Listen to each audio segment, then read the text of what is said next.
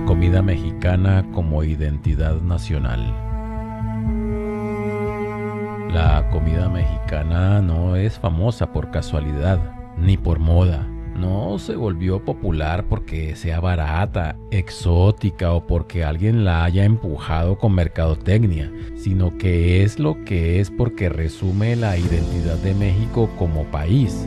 Es historia, territorio, clima y es carácter. Para los mexicanos es una forma muy clara de decirle al mundo cómo viven y cómo piensan.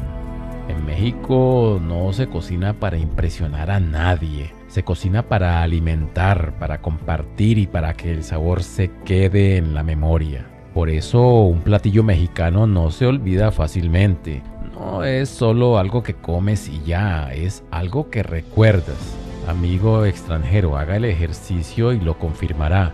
Muy seguramente recuerda detalles de la última vez que tuvo contacto con esta gastronomía. En muchos lugares la comida se queda en un plato X. En México la comida se vuelve identidad. Aquí una receta no es solo una receta, es herencia familiar, es conocimiento transmitido, es práctica cotidiana. Es algo que por lo general se aprende viendo, probando y repitiendo, no leyendo instrucciones de manual de culinaria. Eso explica por qué la comida mexicana no necesita demasiada explicación para gustar.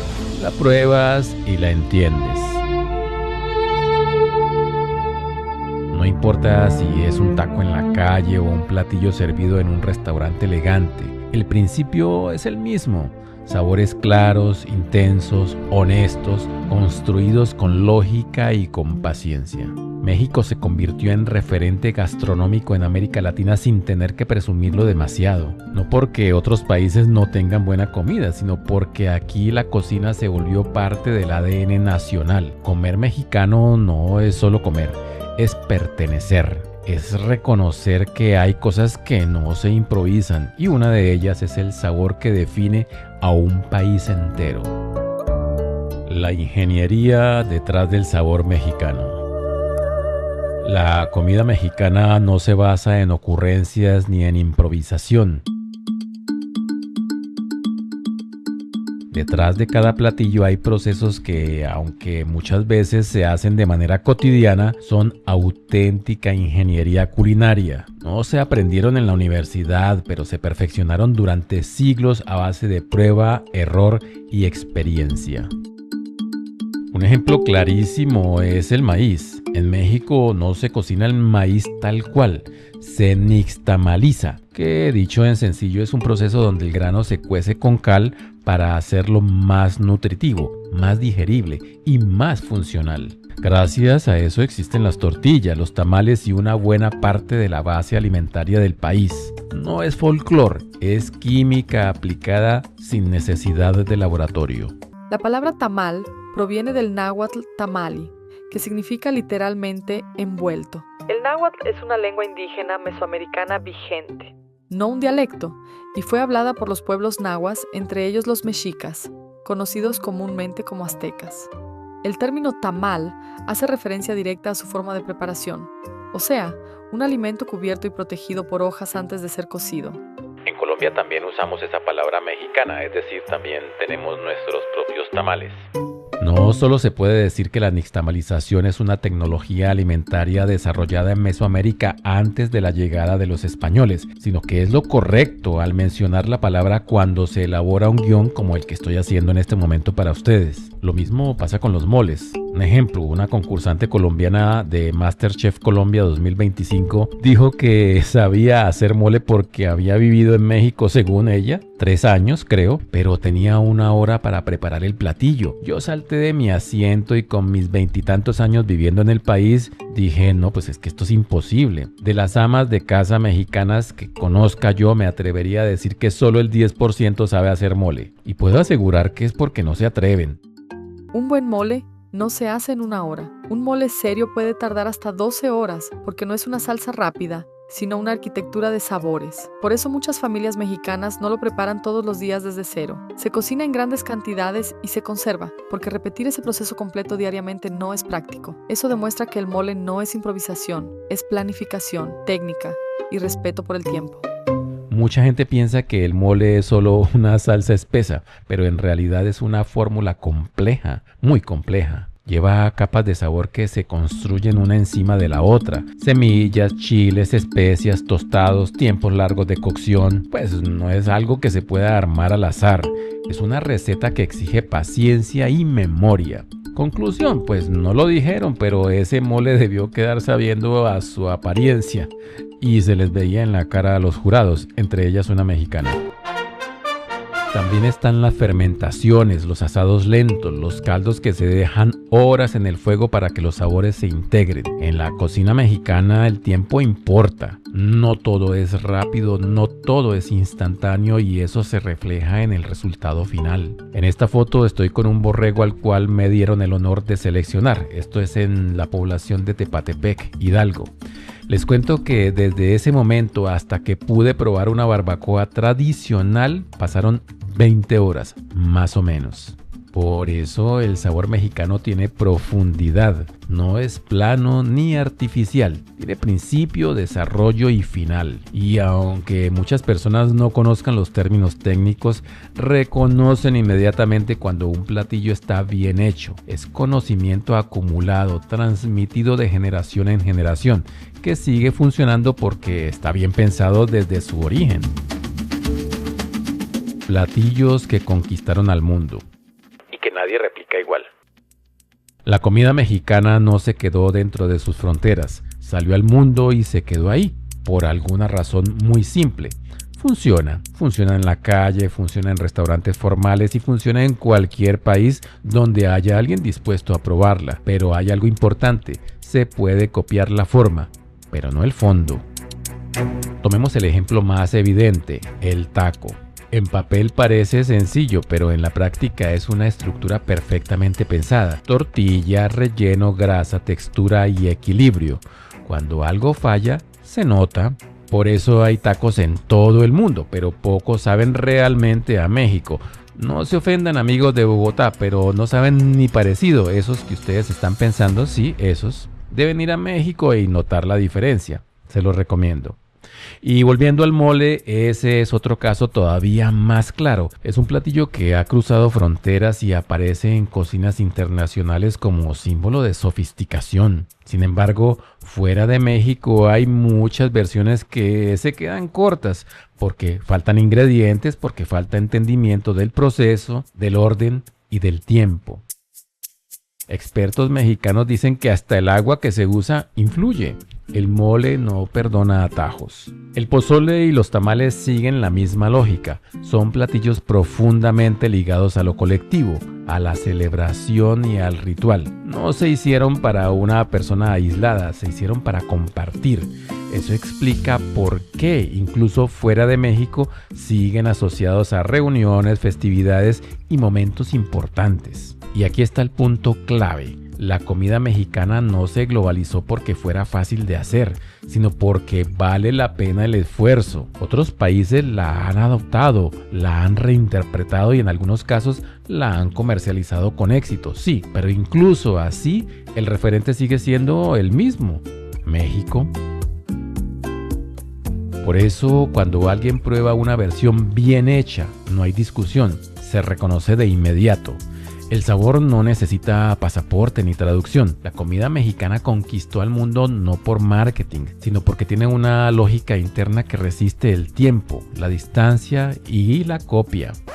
Bueno, y aquí les va, eso de la UNESCO nombrando la comida mexicana ahora sí cobra sentido. Recuerdan que en otros videos les he mencionado lo que significa eso de ser patrimonio inmaterial de la humanidad. Pues no es un premio simbólico vacío, amigos. Entiéndase que para ser patrimonio cultural inmaterial de la humanidad, no inmaterial de la humanidad, no es un objeto, sino una práctica viva que una comunidad sigue usando, transmitiendo y reconociendo como parte esencial de su identidad y que el mundo considera valiosa para toda la humanidad. La UNESCO no protege cosas materiales como edificios o piezas arqueológicas en esta categoría. Protege saberes tradicionales, técnicas, rituales, usos sociales, formas de organización cultural. Escuchen para que no se peleen ni digan bobadas en internet sin saber, porque se lee cada cosa. En el caso de la comida mexicana no se declaró patrimonio un platillo específico, sino un sistema completo, es decir, la forma de cultivar, preparar, compartir y transmitir la comida. Transmitir es la clave. Dicho simple, no es el taco, es todo lo que hace posible que el taco exista. El mito del picante y el estereotipo mal entendido. Uno de los estereotipos más repetidos sobre la comida mexicana es que todo pica y que es prácticamente incomible para quien no esté acostumbrado. Es una idea muy extendida, sobre todo fuera de México, pero también es una simplificación bastante equivocada. Ahora, el picante existe, claro, además de que es parte importante de la cocina mexicana, pero no se usa como castigo ni como prueba de valentía, o sea, en ridículos. Aquí hay algo que decir, algo muy simple y muy lógico.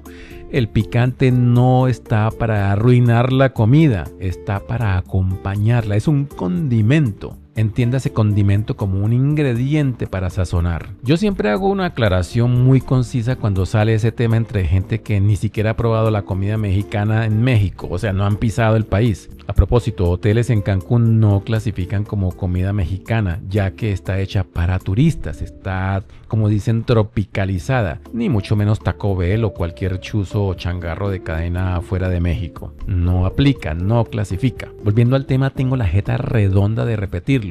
Ningún mexicano te invita a cenar con la promesa de que el platillo estará tan picante que ni siquiera podrás comértelo. Eso sería ridículo. Nadie cocina para que otro sufra, se cocina para que se disfrute. Mucho del malentendido viene de cómo se habla del picante en otros países. Se obsesionan con la escala Scoville, con ver quién aguanta más, como si el chile fuera una competencia. Amigos, en México el enfoque es completamente distinto. El chile se dosifica, se controla y muchas veces se sirve aparte para que cada quien decida qué cantidad ponerle. De hecho, una enorme cantidad de platillos mexicanos no son picantes por sí mismos.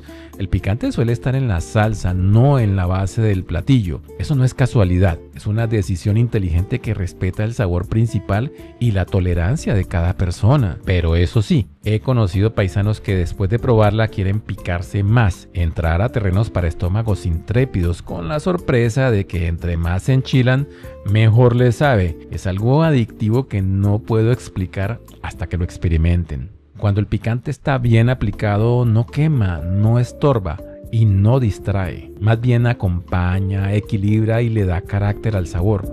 Esa es la diferencia cultural importante que muchas veces se ignora. Así que no, la comida mexicana no es incomible ni excesiva por naturaleza.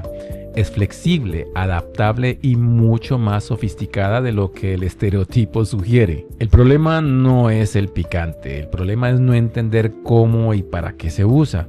Y un problema más grande, como en todo, es hablar sin saber. A propósito, últimamente, aunque no tenga que ver con el tema, pero yo sí, aplica como cuando hablan de ejercicios, pues se han presentado últimamente noticias de desvividos en los gimnasios, entonces todos resultan ya expertos en el tema y hablan de ejercicio, lesiones y obesidad, pero nunca han pisado un gimnasio en su vida. En fin, tema para otro video. Denominación de origen. Cuando el orgullo está respaldado por la ley. Este es importante e interesante, no se me duerman. Hasta aquí hemos hablado de sabor, tradición, lógica culinaria y hasta de la UNESCO. Todo eso ya es suficiente para defender a la comida mexicana, pero hay un punto donde el argumento deja de ser cultural y se vuelve legal. Y ahí es donde muchos ya no pueden discutir. Existe algo llamado denominación de origen, que dicho sin vuelta significa lo siguiente: si un producto no se hace en un lugar específico y bajo ciertas condiciones, legalmente no puede llamarse igual, aunque intente copiarse. No es una opinión, no es mi opinión, no es orgullo nacional, es un marco jurídico reconocido a nivel internacional. Este sistema es el mismo que protege el champán en Francia o a ciertos quesos europeos que se venden carísimos en el mundo. México juega exactamente en esa misma liga, aunque a veces no se diga con la suficiente claridad. Ahí entra, por ejemplo, el tequila. No cualquier destilado de agave puede llamarse tequila. Tiene que cumplir sí o sí reglas muy específicas y producirse en regiones determinadas de Jalisco. Lo mismo pasa con el mezcal, que además conserva procesos artesanales que no se pueden industrializar ni perder su identidad. Usted puede tener un cultivo de agave azul en Medio Oriente, por ejemplo. Puede destilar la bebida, le puede salir chéverísima, pero no le puede llamar tequila. Póngale otro nombre, pero no tequila, ya que es una denominación de origen, un nombre propio. Pero no solo son bebidas, también está la vainilla de Papantla, por ejemplo, cuyo origen es mexicano y que durante años fue imitada por el mundo con sustitutos químicos. Está el chile habanero de la península de Yucatán, esa no se la sabían, ¿cierto? Con características tan particulares que no se replican igual fuera de esa región. Sí, chile habanero es una denominación de origen. Y están cafés mexicanos también reconocidos por su origen, su suelo y su clima, que son también denominación de origen. Lo importante aquí no es memorizar la lista completa, pero aquí les dejo algunos para que los vean. El punto es entender uno solo. La comida mexicana no solo es apreciada, está protegida. No depende de que a alguien le guste o no. Depende de normas, registros y tratados. Eso coloca a México en el nivel más alto de la gastronomía mundial, pero con una diferencia clave. Esta protección no nació para estilizar la comida, sino para preservar lo que se hace desde hace generaciones. Es cocina del pueblo con respaldo legal internacional. El negocio multimillonario de la comida mexicana. La comida mexicana no solo es tradición y cultura, también es negocio y uno muy serio. Aunque a algunos no les guste, pero el capitalismo fue precisamente lo que dio a conocer la comida mexicana en todo el mundo. Lo siento. Genera empleo, mueve cadenas completas de producción y sostiene a millones de familias dentro y fuera del país. No es un adorno cultural, es un motor económico real. Una máquina de hacer dinero. Restaurantes mexicanos hay prácticamente en todo el planeta, desde pequeños locales familiares hasta cadenas consolidadas que operan bajo un mismo principio: vender sabor reconocible, contundente y consistente. Y lo interesante es que funciona tanto en formato callejero como en restaurantes formales. Pocas cocinas logran esa versatilidad. Piénsenlo bien, nadie imagina una paella callejera en un platito de plástico, ni un espagueti a la boloñesa vendido en la esquina, ni una feijoada de Brasil servida en un vaso plástico para comer caminando. La comida mexicana sí puede existir en todos esos formatos sin perder la identidad.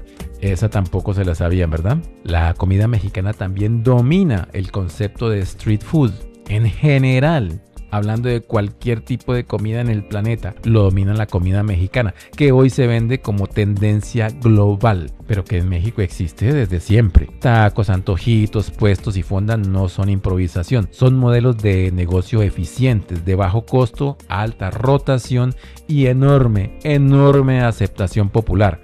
Por eso es que, por ejemplo, a diferencia de Colombia, en México la gente confía mucho más en la comida callejera, precisamente por su alta rotación. Siempre está fresca porque hay muchos pedidos en pocos minutos. A eso se le suma el turismo gastronómico. Cada año millones de personas viajan a México, no solo por las playas o ciudades, sino también por lo que se come. El sabor se vuelve un incentivo económico directo. El visitante come, recomienda y regresa. Es un ciclo que se repite porque la experiencia cumple. Esta práctica, si me lo permiten, la recomiendo especialmente en la Ciudad de México y no en resorts u hoteles de playa todo incluido, que también son muy buenos, pero si quiere probar lo auténtico, pues sí les recomiendo que salga. En el caso de Cancún, que queda como en una península, sálgase hasta Cancún, pero hasta la ciudad de Cancún, no en los hoteles, no en la zona hotelera. Vaya a Cancún y ahí pues ya puede acceder a una probadita, por lo menos de esa región, ¿no?